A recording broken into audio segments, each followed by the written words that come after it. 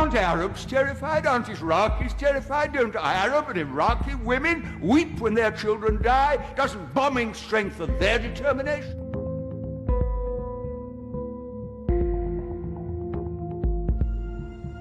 War is an easy thing to talk about. There are not many people of the generation that remember it. The right honourable gentleman served with distinction in the last war. I never killed anyone, but I wore uniform.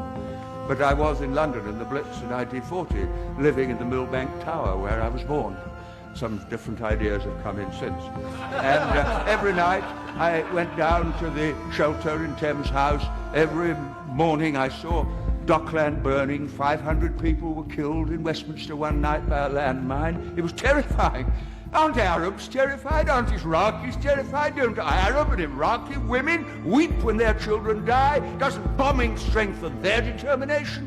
What fools we are to live in a generation for which war is a computer game for our children and just an interesting little Channel 4 news item.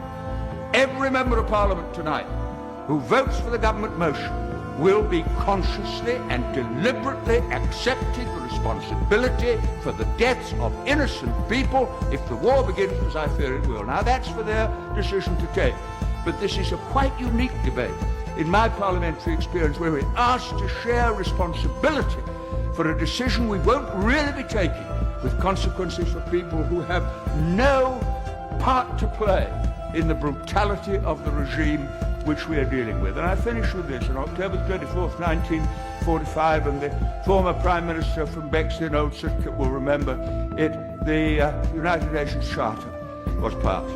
And the words of that charter are etched into my mind and move me even as I think of them. We, the people of the United Nations, determined to save future generations, succeeding generations, from the scourge of war, which twice in our lifetime has caused untold suffering to mankind. That was the pledge of that generation to this generation, and it will be the greatest betrayal of all if we voted to abandon the Charter and take unilateral action and pretend we were doing it in the name of the international community. And I shall vote against the motion for the reason that I've given.